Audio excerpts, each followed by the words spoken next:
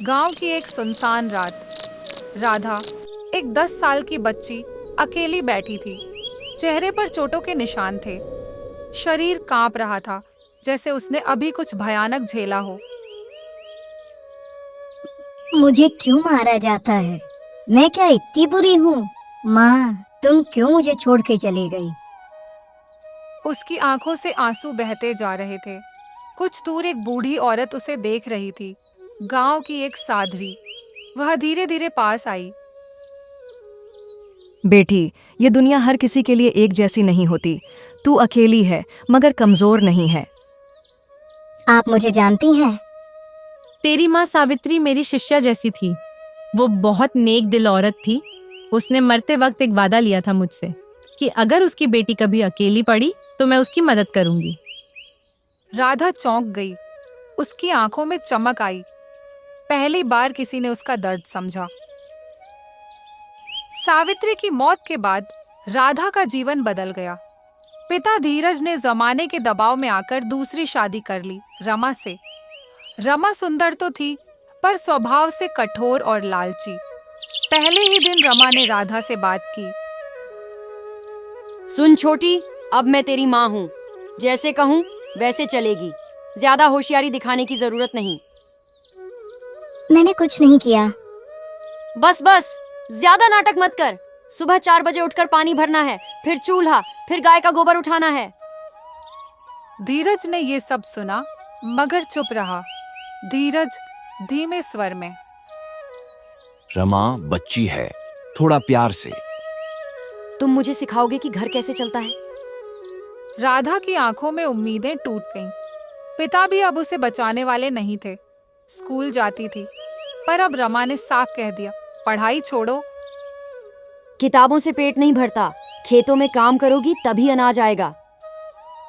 राधा चुप रही। अगले दिन स्कूल में टीचर से बोली, मास्टर जी, मुझे अब स्कूल नहीं आना है। क्यों राधा, तू तो सबसे होशियार बच्ची है। क्या हुआ? घर पे मना किया है। टीचर समझ गए, लेकिन कुछ कर नहीं सकते थे। राधा का नाम स्कूल से काट दिया गया। रात को राधा पिता से बात करती है। बाबा, आप मुझसे नाराज हैं? नहीं बेटी, नाराज नहीं हूँ, मजबूर हूँ। खेत सूखे हैं, रमा ठीक कहती है। अब पढ़ाई का वक्त नहीं है। माँ ने कहा था कि मैं पढ़ूंगी। मैं तेरी माँ को वचन दे चुका हूँ, पर उसे निभाना मुश्किल होता जा रहा है। एक दिन राधा बीमार पड़ जाती है, तेज बुखार, मगर रमा उसे दवा दिलाने नहीं जाती। ज्यादा नाटक मत कर। बुखार है तो है, आराम कर, काम फिर भी करना पड़ेगा। राधा बुखार में भी झाड़ू लगा रही थी। तब साध्वी फिर घर के बाहर से गुजरी। साध्वी चिल्लाकर बोली, ए रमा, भगवान से तो डरो, बच्ची पर रहम नहीं आता।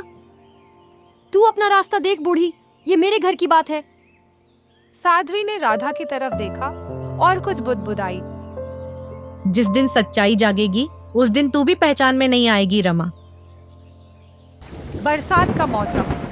4 दिन से लगातार बारिश हो रही थी। राधा भीगती हुई घर का आंगन साफ कर रही थी। उसके शरीर में ताकत नहीं बची थी। 2 दिन से ढंग से खाना नहीं मिला था। तभी रमा आई।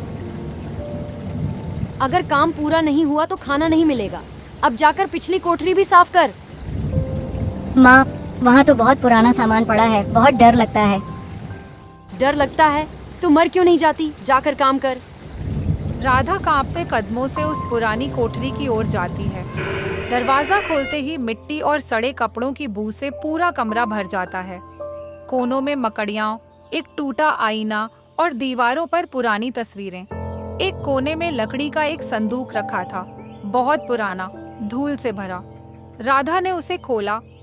अंदर एक पुराना कपड़ा, कुछ कागजात और उसकी सगी माँ सावित्री की एक डायरी मिली। राधा कांपते हाथों से डायरी पढ़ने लगी। माँ की लिखावट में पहला वाक्य, मेरी राधा, अगर तू ये पढ़ रही है तो शायद मैं अब इस दुनिया में नहीं रही, पर मैं तुझे छोड़कर नहीं गई।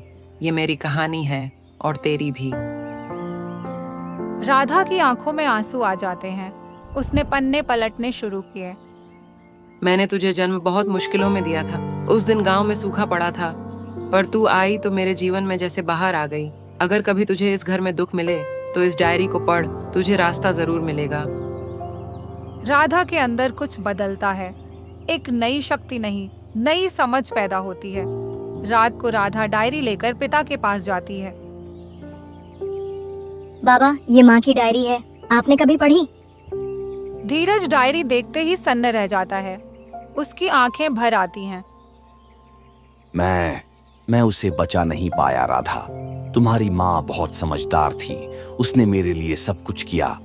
और मैं आप अब भी कुछ कर सकते हैं बाबा। मैं अकेली लड़ रही हूँ, अगर आप साथ हो तो शायद मैं हारूं नहीं। धीरज पहली बार राधा के सिर पर हाथ रखता है। अब नहीं राधा, अब तेरा पिता चुप नहीं रहेगा। रमा की ज्यादतियां अब गांव में भी चर्चा का विषय बन गई थीं। धीरज ने साहस कर पंचायत बुलाई। रमा, तुम्हारे खिलाफ शिकायतें आई हैं। राधा से दुर्व्यवहार, काम में जबरदस्ती और शिक्षा से वंचित करना। तो क्या कर लोगे? ये मेरे घर का मामला है। नहीं, ये सिर्फ घर का नहीं, ये हर उस बेटी का मामला है जिसे दबाया जाता है। गांव की एक औरत ने तुरंत बोला, हमने भी अपनी बेटियों को रोका था, अब नहीं। पंचायत निर्णय देती है राधा को पढ़ने की पूरी स्वतंत्रता मिलेगी और रमा पर निगरानी रखी जाएगी। राधा अब स्कूल जाती है, पढ़ाई में अव्वल आती है, पर हर रात उसे अपनी माँ की डायरी पढ़कर ताकत मिलती है। एक दिन डायरी का आखिरी पन्ना पढ़ती है। राधा, अगर कभी तुझे लगे कि तू थक गई है तो रुकना, पर हारना नहीं। तू मेरी बेटी है और एक माँ की संतान कभी कमजोर नहीं होती। एक रात धीरज को रमा के कमरे से एक आदमी की आवाज सुनाई देती है। वो सुनता है रमा जमीन बेचने की योजना बना रही है। वो इस घर को छोड़कर किसी और के साथ भागना चाहती है। धीरज सारा सच जानकर पंचायत बुलाता है। मैंने जिसे पत्नी माना वो इस घर की जड़ें काट रही थी। अब ये घर मेरी बेटी का है। रमा रोते हुए पैर पकड़ती है, पर पंचायत उसे गांव से बाहर निकाल देती है।